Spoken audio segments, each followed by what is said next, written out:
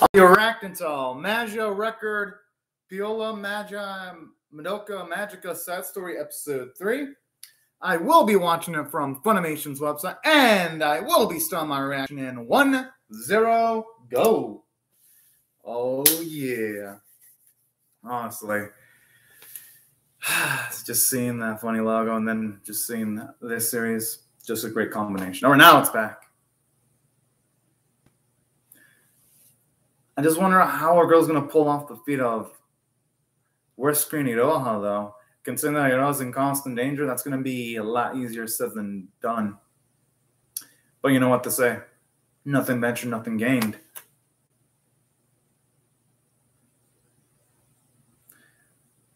Now the question is, are they going to be able to fight her Doppel off? Because I'm going to make them, and it's like, Magia. Oh, it's just too adorable.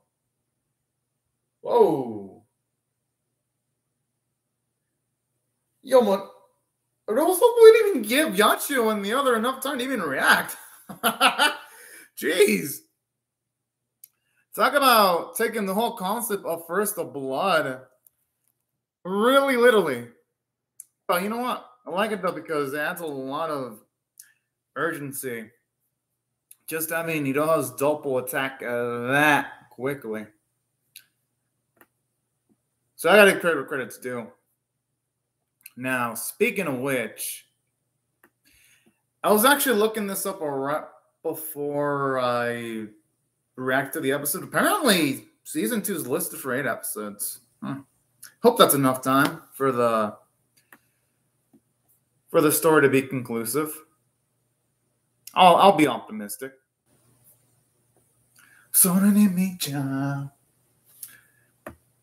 Okay, I mean, this opening is definitely one of the banger openings of the season. Because there have been some damn good openings this season, and this is definitely up there. I'd say for me, this is definitely in my top 2, top 3 anime openings of the season. The only one that would be probably above this one for me would be Scarlet Nexus's opening. That's about it. But this is close number 2 when it comes to anime openings of the season for me. That's how lit I think this opening is. All right, now it's back. Hell yeah.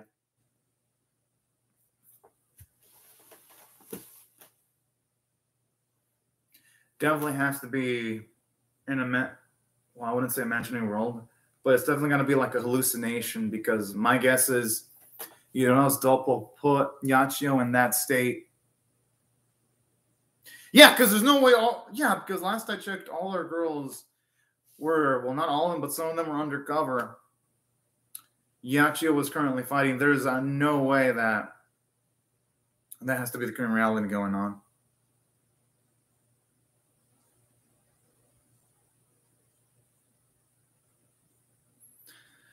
Now, when it comes to Yachio, she ain't just... Whoa! That is a beautiful looking base.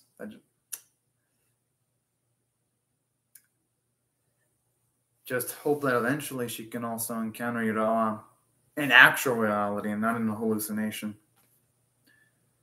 But you know what? Hallucination sequences like this can give characters... It can layer them a little bit more, just seeing what's in their inner psyche. Aww. Now that's character element right there, because the Yachio of old wouldn't have been so inclined of showing off her... Okay, that was creepy. But she wouldn't have been inclined of showing off her emotions that openly. So I do like that, because even though, yes, it is either going to be a dream illusionary sequence, that already says a lot, because it tells us about what's in Yachio's inner psyche.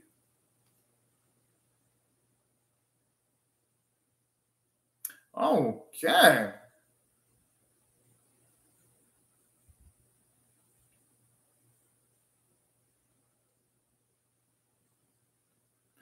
I mean, I was assuming it was going to be maybe an idealized version of Yachio's desires, but if you have the other girl there too, then...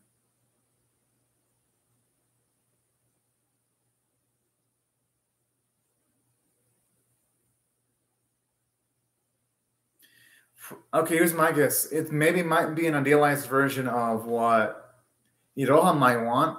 That's my guess. Yeah, that's what I'm guessing.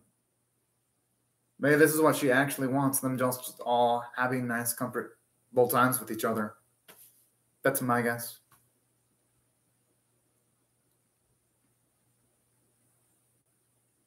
I like you can tell she hesitated for a few seconds when she stared off in the other direction. I like those nice little touches in the animation like that.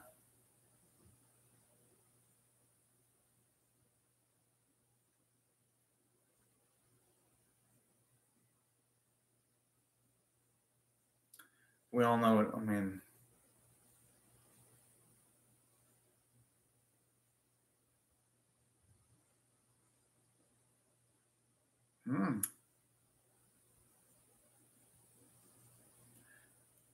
Oh boy, the nightmare fuel stuff. I mean, it wouldn't be Madoka without at least a little bit of nightmare fuel stuff.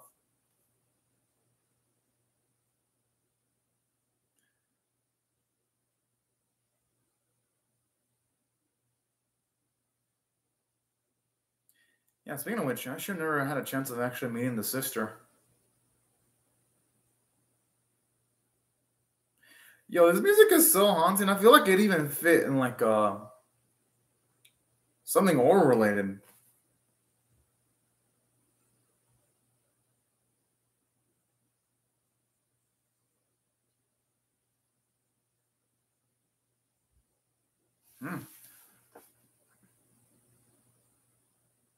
Oh.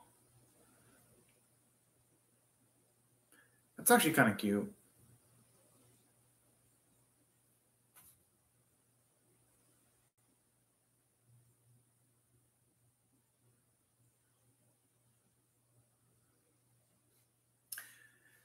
Normally I'd be like, this is comforting, but just some of the lyrics in their song, it's like, well, it makes you take a little bit of pause there.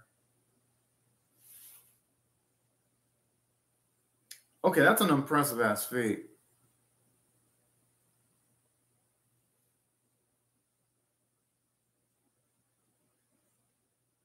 I think it's impressive a mix of both.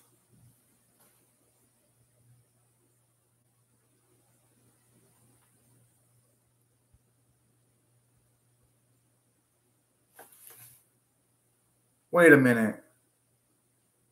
So could there be a chance that he wasn't actually a living person, but it was just an imaginary friend that was essentially Yoroha's doll, and she just pretended that it was an actual person? Or could it be because whatever who he is might have affected Yoroha's memories? Because we've seen the... Damn. Even though we get a little bit of answers, we just get more questions. But I do like that mystery element, though.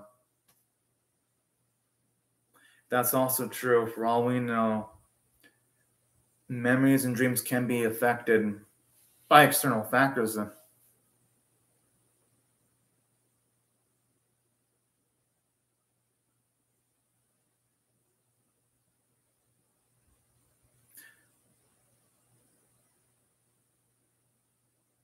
Oh.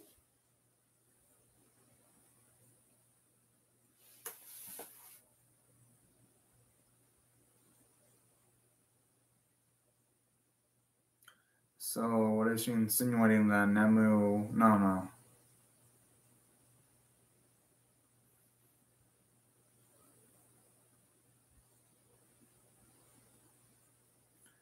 I mean, we've seen some natural girls with extreme abilities like being able to manipulate time, so a double being able to do that doesn't actually feel like it's out to the realm of possibility.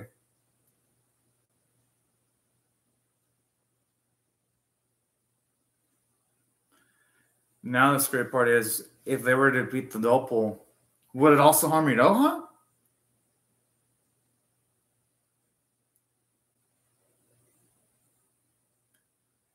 I mean, since it's already at the double state, that already means the soul gem is already majorly infected.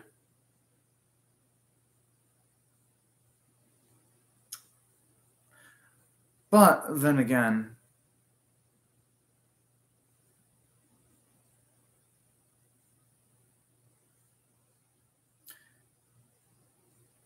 I just love Yachio's gung-ho attitude.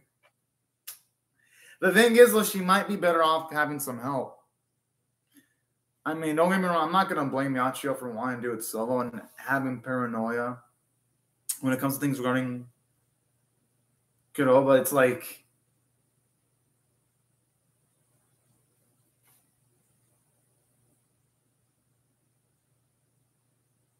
huh.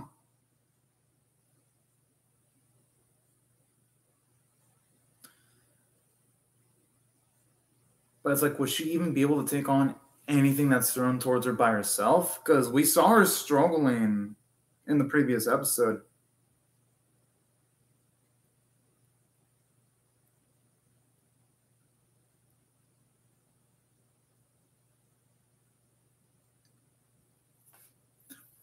You know what? I actually wouldn't mind seeing some team. I always love seeing the teamwork in this series. Even though, yes, we know that's not what's actually going on and it's still Iroha's dream. I always love the choreography that Studio Shaft has whenever we see the girls work together. If only it were that easy where you just destroy a witch and multiple soul gems that actually felt like that. That'd be damn cool. Unfortunately, life isn't like that, where if you do something and then you get multiple resources at once, unfortunately, it's usually multiple resources. And life ain't that easy.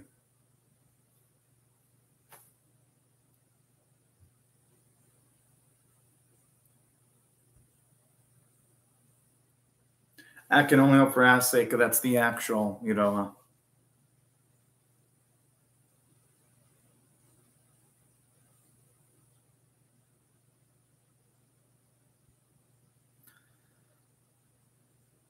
I actually like how it actually felt like a real spark effect there, actually. Damn impressive with the rendering. Oh, hello, Extra Thick. What's up? Oh, it's been a while since I've seen that. What's up?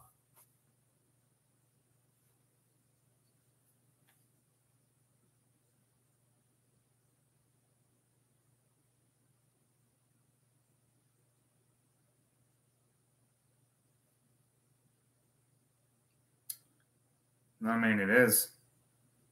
That's the cool thing about it. I'm doing pretty low right now, Extra Thick. For now.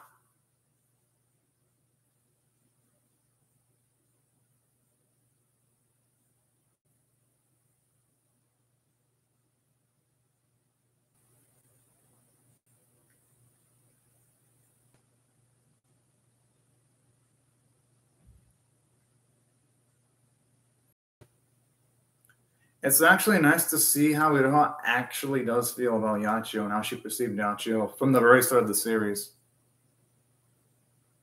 Even though, yes, it's a dream sequence, it does say quite a bit about Iroha. So I'm actually loving the insight it's giving everyone.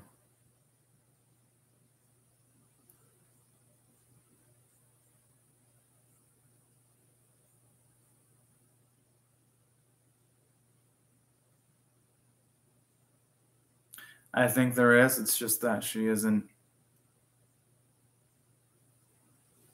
I think she just isn't perceiving it consciously at the moment.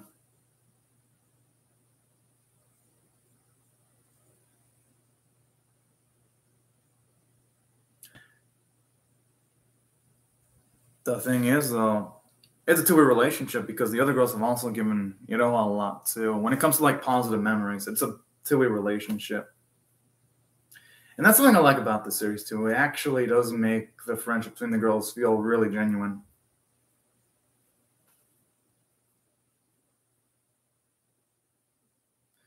Okay, that'd be a shocker if he wasn't actually a person, but just ended up being a doppel. That'd be quite a masterful twist. But that could also explain why we haven't really seen Ui in the flesh or even in any flashback sequences in the series. So it wouldn't feel completely out of the left field. if that were a twist.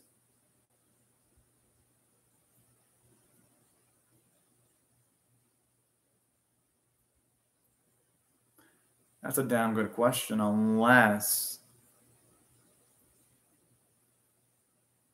there's a chance that we potentially wasn't something that existed. There could also be that possibility. Whoa! I mean, those words never came out of Kuroi's mouth, though. But when people do get crazy, they sometimes hear things that people don't say. And they imagine people saying things.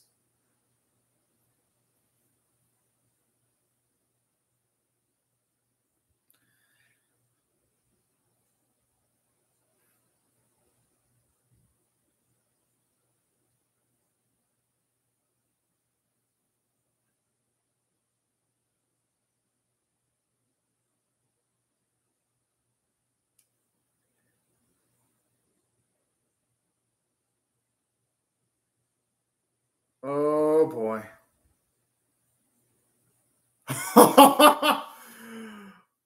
That's pretty gutsy, but hey, Yacho has to be gutsy right now.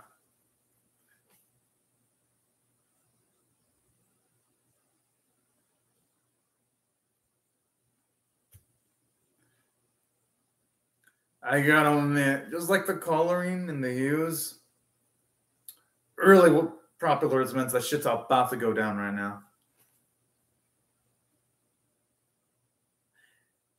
Hey, the ribbons kind of remind me of the type of ribbons that Mammy would use in the original Madoka Magica series. Just in that small bit of animation with the coloring and all that.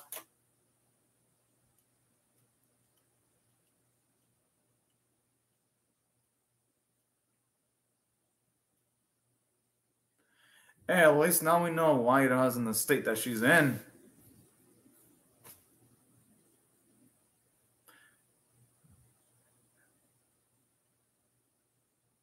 The thing what the double has to consider too is that it ain't actual reality.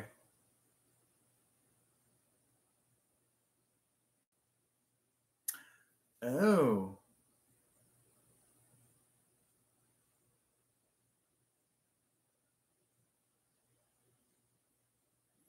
I kind of actually like that a little bit there. At least there's still going to be that major mystery of, oh, he's still out there.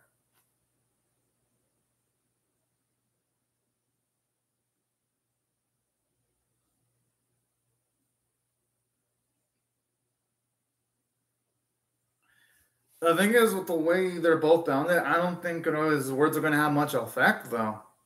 It's going to probably take Yachio doing... Yeah, that's... Yo, you shut up right on cue. Like, no one has a Yachio just sliced that teddy bear.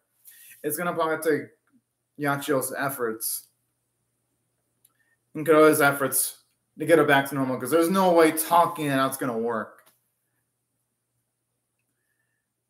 I gotta admit, the design on the Doppel looks pretty damn good too, though. Seeing like it's a red coloring.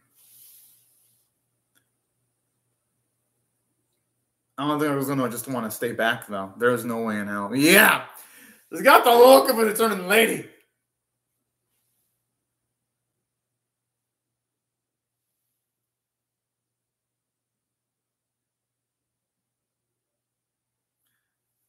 The other thing Doppel has to consider is that ain't actually what's going to be the case. That's only a figment of imagination.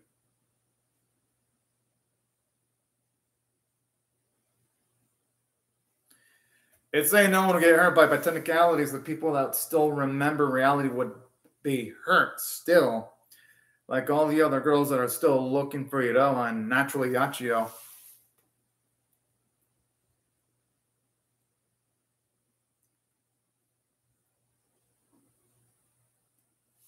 I just love how, aside from Yachio out-muscling the Doppel, she's also psychologically hitting it too. It actually not only makes the fight scene look beautiful, it's a narratively well-done fight too.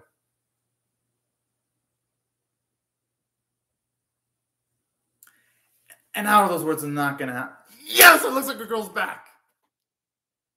Oh, son of a bitch.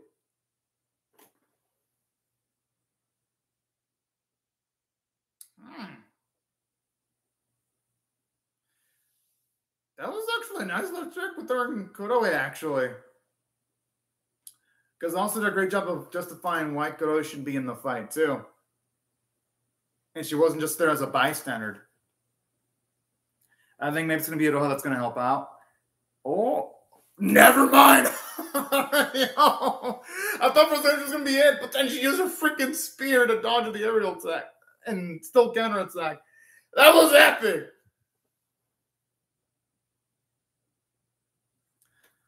Finally, the reunion I've been waiting for literally like what, almost a year after the cliffhanger of season 1, and I just hope they're not separated at the last second. Woo! Okay, good. As we went to Miami's where two friend characters are going to like meet each other again, and they get separated at the last second, but hell yes. Oh man, Yachi was so freaking adorable, dear. Oh.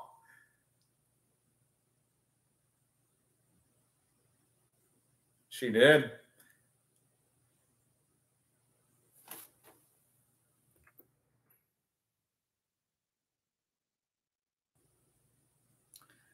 You know what really makes it so dang satisfying too? Just seeing them finally hug each other in the flesh and seeing how open Yachi is regarding how much she does value. You know, oh, okay, that's why I was so dang rewarding. Ah.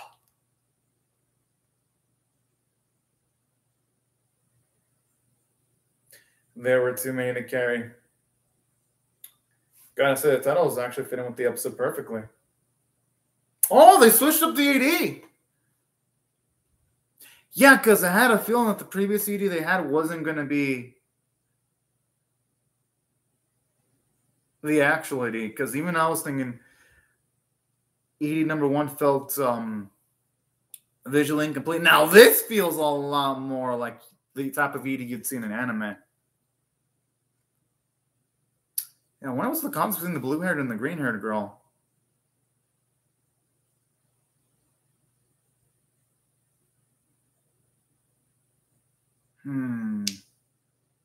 Gotta admit, though, the visuals are pretty damn beautifully striking. Hell, this is actually one of the... No, this is the best animated ED of the season, actually.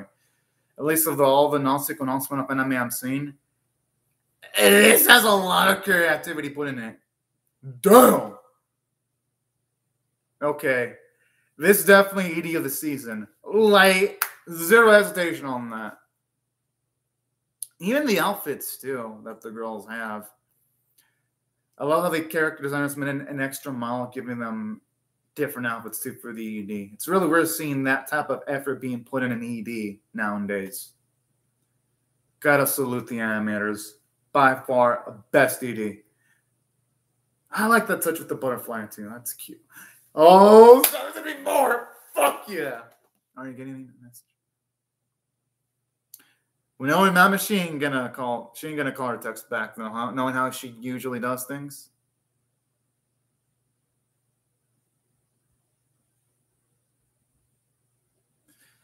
Yes, now I gotta admit that fallen Shoujo Madoka, that looked cool.